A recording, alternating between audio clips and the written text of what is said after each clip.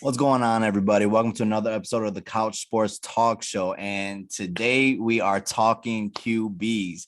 It has been a crazy season so far where we thought QBs were going to do good, some QBs were going to do bad, and vice versa.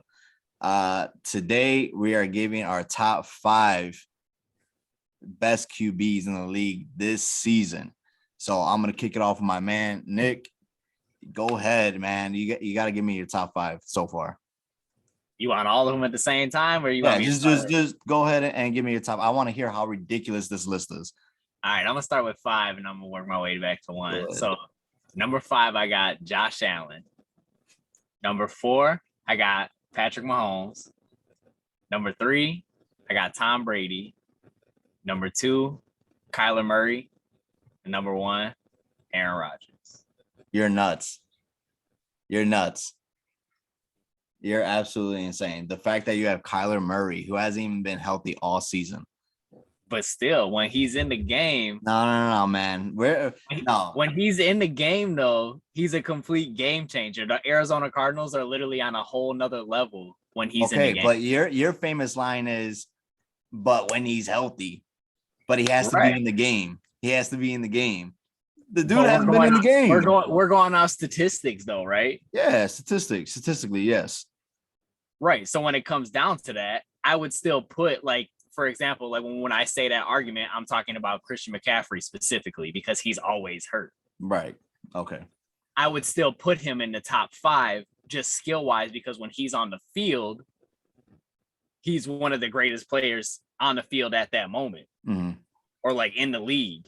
But if you're not healthy, you can't sit there and be like, this is the top person coming into the season. Like you got to, then the injuries come into play. Like, are you even going to be available for your team? Blah, blah, blah. But like the Kyler Murray, his team is still at the top. He left the team at what? I think they were 7-1. Yeah. He got hurt against the Packers. They were 7-1. Now they're what? 9-2. Yeah. I think something like that. So, I mean, it's not far off. He hasn't been hurt that much this season. He missed a few games. They're coming off a bye week. And hopefully they pick up where they left off. But just statistically right now, he's one of the better quarterbacks in the league right now. And I feel like nobody can really deny that because every single game that they've gone into, that they've won, I think besides 2 of the games, every single one that he's played in has been a blowout. I can see that. I mean, I can see why he's in your top 5. I just think there's so many more quarterbacks that have proven themselves to be in the top 5 all around. Like when I think of top 5, if I'm thinking of a top quarterback, I'm thinking all around, whether you're healthy or not, how you're impacting the game, how you're impacting your team, the season, whether or not you guys are winning or losing games. That's really what I look into it. And honestly, your list is somewhat similar to mine. Tom Brady, I can't believe you have him at number 3. Honestly, how could you not, bro? Honestly, I would have him higher, just because of everything. Top 10?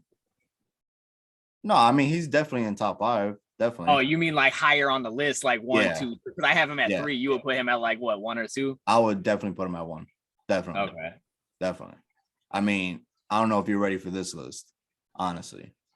All right, go ahead. Number 5, Justin Herbert. I am going with my man, Justin Herbert. He has been putting up numbers like crazy. It's only a second year. He's putting up numbers. I had a feeling you were going to go with the young dudes in the league. Yes, I have to because he's putting up numbers. Granted, his team is only 6-5, but you got to think about who they're facing. They're kind of in a tough division. I would say it's probably the second toughest division in the whole NFL behind the NFC West.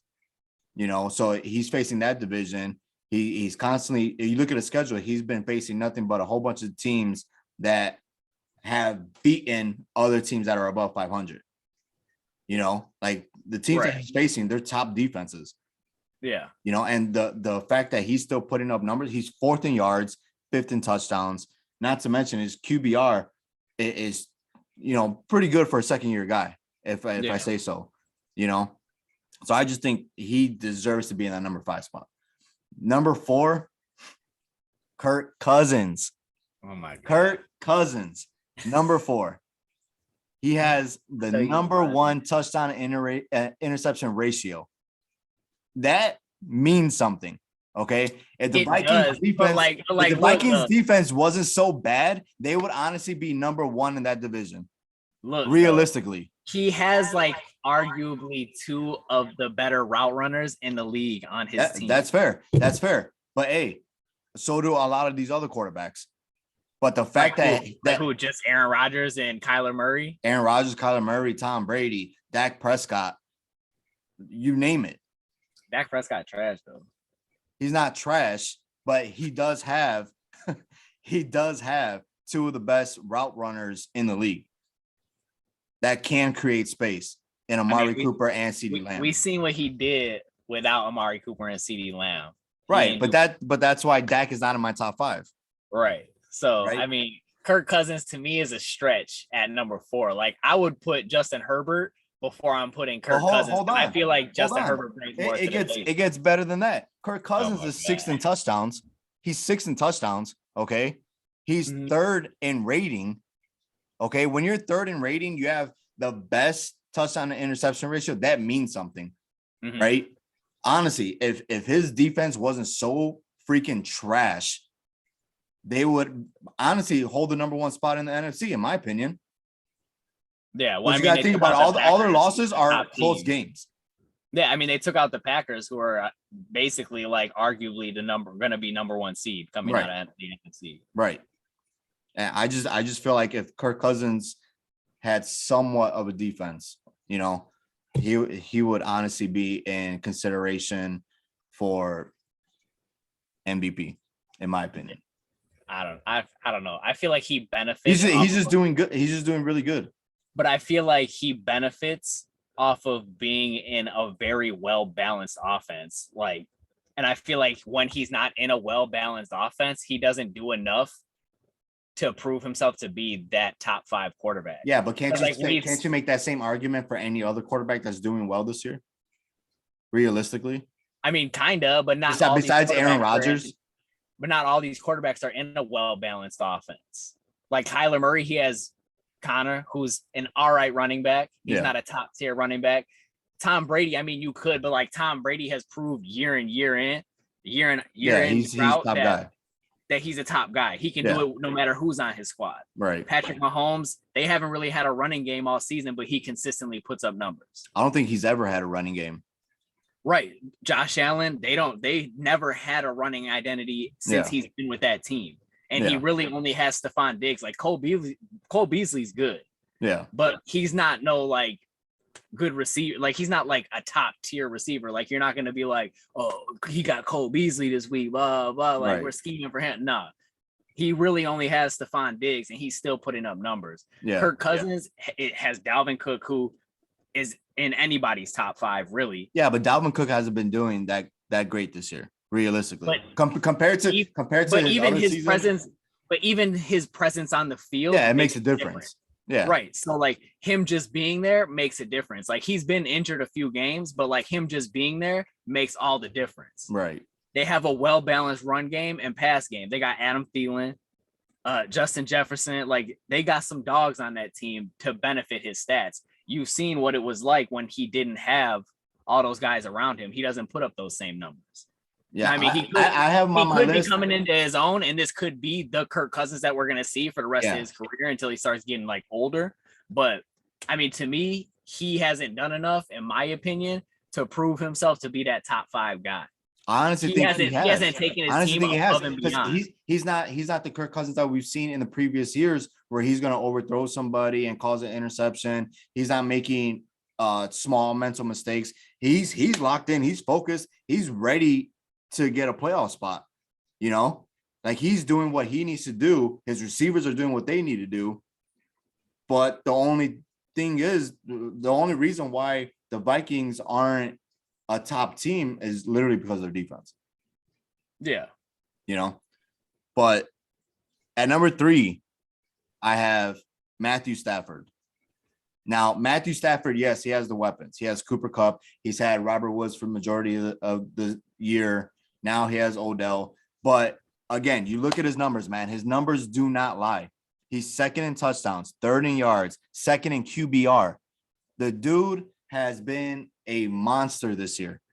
Okay. And I honestly feel like people are sleeping on him because they like to say, oh, well, he has all this talent around him. Okay. Yeah. QBs can have talent around them. That doesn't mean that they're just automatically going to be good. You know, right. The fact that he's doing this with the team with his first year, it's honestly it's phenomenal for me. Like, I've always liked him. But I mean, he's in an offense with somebody who is like one of the greater like offensive minds, right? Somebody that's not right now. It's not like dumb. He's like, yeah. Like when Sean McVay came into the league, he like pretty much changed like everybody's offenses to try and like run like how he's running. So a lot of people are like mimicking him and like Andy Reid. Those are like the guys that everybody's trying to be like at the moment.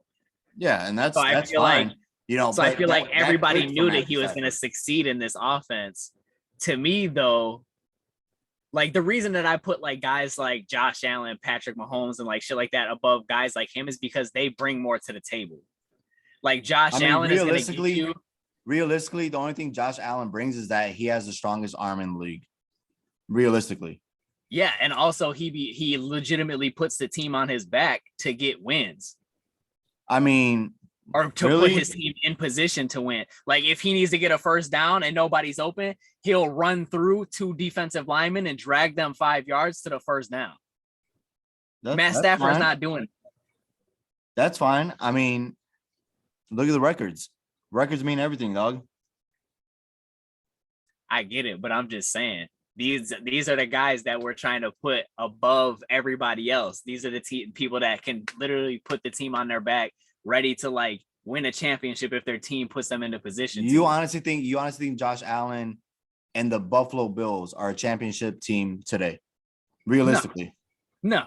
Okay. Do you think Matthew Stafford and the Los Angeles Rams are? No, but I think if you put Josh Allen on any team, he'll elevate that team. If you put Matt Stafford on any team, I don't think he's elevating every team.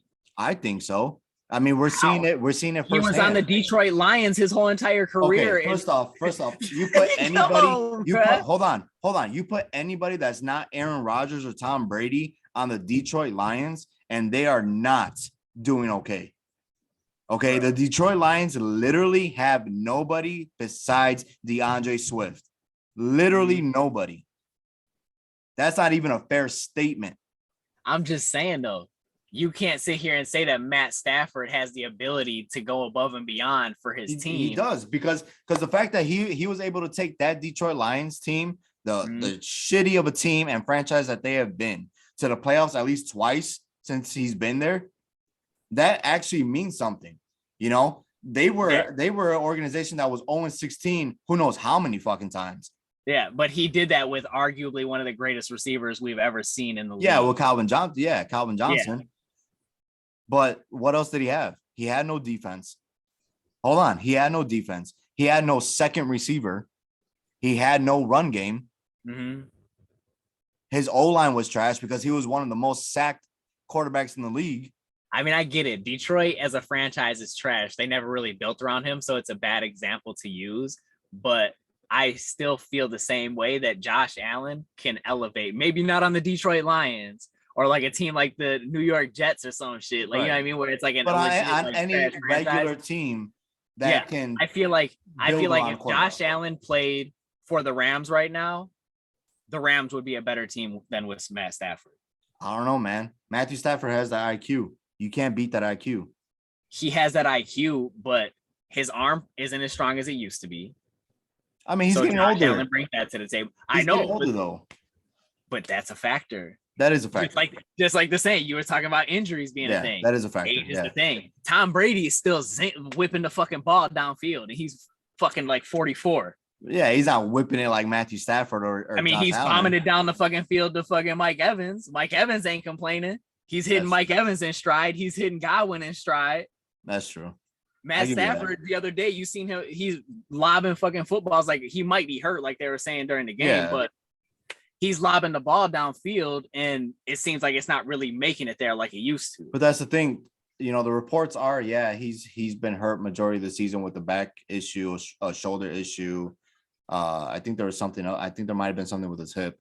But that even makes it even more incredible, honestly, that he's been playing the whole season kind of hurt. No, I don't think it's been the whole season. I think it's just these past 3 games that they've lost is the games that he's been hurt. I don't know, man. I think at the beginning of the season, he didn't look too bad. At the beginning of the season, he didn't look too bad. Yeah. But at this this back half where they've lost these past 3 games, he's looked like shit. I don't know, man. He's still putting up numbers. The numbers don't lie. He threw 3 pick sixes. Yeah. Those, yeah. I give you that. those yeah. I give you that. But you take those away. He's probably number 1 in QBR, number 1 in yards. Yeah, but the issue number 1 in touchdowns. The issue is those don't just go away. I understand that, but I'm saying. So like you brought IQ into the thing. If you know that you're hurt and you know that you can't make that throw, and it could possibly be a pick 6, why are you still making that throw? He's aggressive. But if your IQ is there, you're not making that throw. That's true. I give you that one. Number 2 on my list. No, we're done with Matthew Stafford. We're done. All right, man, go ahead. I love Matthew Stafford. I'm not going to have you talk bad about my boy. Number 2, Aaron Rodgers. He's an easy number 2 for me just because he's 3rd in QBR. He has the 2nd best touchdown interception ratio. And the Packers are winning. You know, they probably have one of the best records in the league, probably almost the best record in the league. Yeah, I mean, it's right clear what he brings. It's clear what he brings to the table because we've seen the game with Jordan Love. Yeah, that definitely made a huge difference. Yeah, so like you see the amount that he elevates the Packers offense. Yes. Just by watching what Jordan Love was able to do with them. And then you see when Aaron Rodgers comes back, yes, off of COVID, no practice, no nothing, broken toe, all that shit. And he's still putting up numbers, still bringing his team back, still running for touchdowns. Like he's still doing all them things. And I feel like there's no real argument there. There really isn't. And honestly, the number 1 and 2 spot were hard for me just because both quarterbacks have just been doing phenomenal. You know, with Aaron Rodgers, you take away that first game of the season where like he just completely looked like shit, like he didn't even want to be there. And he's been flawless since. Yeah. You know, made a couple mistakes. I think he has 4 interceptions, but that's nothing, honestly.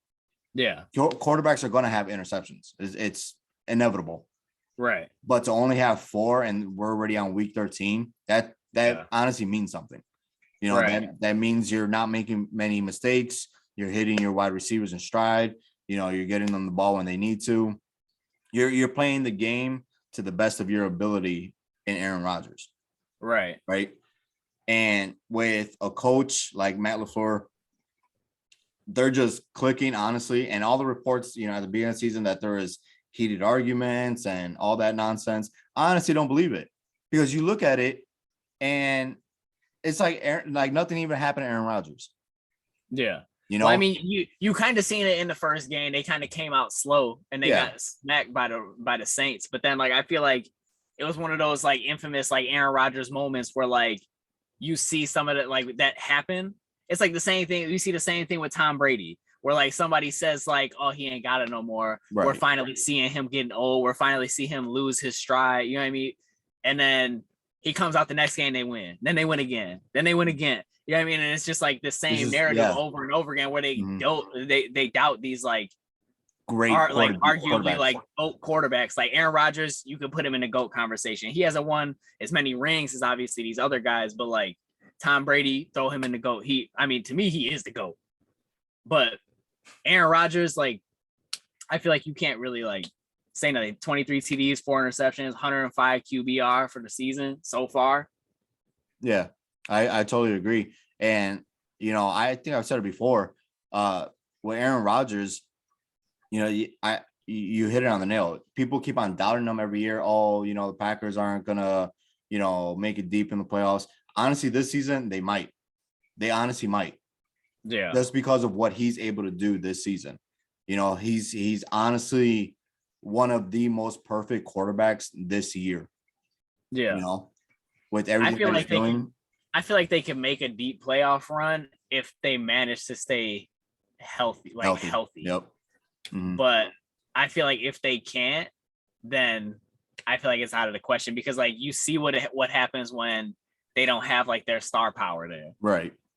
They don't look like the same offense when they have everybody there. It seems like they're trying to like plug and play other people, and they're trying to like force the ball to other people, which is like obvious they have to throw the ball to other people, but it just seems like their offense doesn't flow the same when Devontae Adams isn't there, or obviously when Aaron Rodgers ain't there, when Aaron Jones ain't there. It just doesn't seem like it runs the same. Right.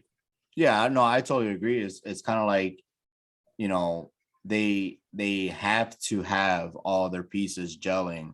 They have to have all the pieces healthy, you know, and it's like you take one of those things away, and now you kind of have a game plan against the Packers. Right. Now you kind of, you know how to beat them. Right. You know, they're probably one of the, I would say one of the most well-balanced team, just because they do have a star power on every level, except for their defense, their secondary specifically. But you look at that team and, you know, they could get scary right away. Yeah. I mean, their defense has been like the top ranked defense the past like 3 or 4 weeks. It has. So like their secondary is coming along. Like without them having Jair Alexander, like without him being there, people expected them to like not really do anything. Right. But they've come together and they started playing well. And I'm pretty sure like they're expecting him to come back off of IR after this bye week. Yeah. So if that happened and he is able to come back and play, then their defense is going to get a lot better. And it don't seem like that team is slowing down. And like, as a Bears fan, I hate to see it. Like, like everything in me wants Aaron Rodgers and this like Green Bay Packers, like little shit, this beef that's happening to be real. Like, get Aaron Rodgers the fuck up out of here, bro. Yeah. So like, I want him to go to Pittsburgh or something. Right. Get your ass out of here, bro. No, the fuck out of here. We trying to run the division. No, I totally feel you on that. With the Packers is like, you know, once they get heated, once they get, you know, on a roll, it's like there's honestly no stopping them. Stopping them, mainly because of Aaron Rodgers. And that's honestly why he's number 2 on my list. And number 1, obviously, obvious, Tom Brady. Yeah. And it honestly hurts me to put this guy at number 1, because bro, anybody that honestly truly knows me knows I do not like Tom Brady at all. But unbiased opinion, he's number 1. He's winning. He's 2nd in yards. He leads in touchdowns, and he's 6th in rating. Yeah. You know, and the Bucs, they have had a mediocre schedule, right? They haven't really faced that many good teams, but they also haven't faced a lot of crappy teams either. Like their division isn't that great that they're in. Right. So there's that. So obviously a lot of but like I feel like you still can't deny, because like they've gone up against the good teams. Yeah. In their schedule so far, like they beat the Cowboys, who is supposed to be like one of the better teams in the NFC this year. Mm-hmm. But I mean, they haven't won a game in November, but that's besides the point. Relax. But I mean, I feel like just like you can't deny, like you see Tom Brady running the offense. Like it's like when you watch Tom Brady, it's like you see the same things like Peyton Manning was doing. Yeah, it's honestly poetry. And I hate to say it. But it's honestly poetry, the way that this man works the game. Yeah. It's crazy to see it, especially at his age. Yes. And you watch the numbers that he's put. Like, I'm pretty sure he's the only quarterback in the league that has 2 5-touchdown games with no interceptions. Yeah. Mm-hmm. And like at his age, that's wild as hell to do. Yeah. And like, granted, he has a really good offense around him, but like you can't deny his greatness because he's done it with nobody. Right. Or with just Julian Edelman or just Wes Welker. Right. And like, you know what I mean? Like obviously he has like his tight ends. So like he's had Gronk and Aaron Hernandez, all them dudes, but like still you've seen him do it with subpar people on his team and still go win Super Bowls. Yeah. Yeah. He's had at most 2 star players on his offense. Yeah. From time to time. Until he got to the Bucs. Until he got to Tampa. Yeah. Yeah. But we're seeing the result of somebody who was willing to build a great offense and then add Tom Brady to it. Yeah. And then you see him get to orchestrate his offense and put this person here and put this person here and tell him like the way he wants it. Yeah, I'm putting the ball here, so you either get there or not. But the ball's gonna be right here, so you better catch that motherfucker. And that's the thing about him. You can't deny his leadership. Yeah. You know, and that's one of the aspects that you got to put into when you're making a list such like this is leadership. You know, yeah. If you want a QB to be one of the greats, they're gonna have to be a great leader. They're gonna have to put people in check and tell them, hey, you messed up on this. I need you to do this. Yeah. You know, especially when it comes to receivers or O linemen, especially the O linemen, you know, because that's the people that protect them. That's the people that give them enough time to get the ball to the receivers. Yeah. Well, I mean, and like, that's something that Tom Brady just does. You see like the leadership from Tom Brady, like out in the open, because you have a lot of like the young guys on the team coming out and like and talking about it. But like obviously from the outside in, nobody really knows what an NFL locker room looks like unless you played in the NFL. Right. Like everybody has like high school experience or college experience. Not everybody's played, but like fans can like you can kind of like what's in a high school locker room. Right. You could probably guess what's in a college locker room, but like an NFL locker room, nobody really knows who the leader is or who's really stepping up. And Tom Brady, I feel like he just gives off that, like even offensive side of the ball, defensive side of the ball, he seems like he's leading everybody in that locker room. He's legitimately the leader. Yeah. I feel like none of these other quarterbacks are giving off that same energy. Right. Well, yeah, I would say it honestly, it's literally just Tom Brady and Aaron Rodgers. Yeah. And when you talk about leadership, you look at those guys. Yeah, I feel like the 1 and 2 was like easily locked up. Like the only reason I put Kyler Murray at number 2 is just because his QBR and his touchdowns and interception ratio is like he got 17 TDs, 7 interceptions. It's all right, but like 110 QBR. Like if you look at his like advanced stats, like he has like the most accurate passes in the league so far this year. Well, he also had DeAndre Hopkins, so. But still, like you're still throwing accurate passes to DeAndre Hopkins, whether he's catching them or not. Like all your passes are accurate. Yeah. So like he's one of the more accurate passers. He's a little ass guy. He brings to the table. He can run the ball, all that shit. Mm-hmm. No, I totally agree. I think he's a better version.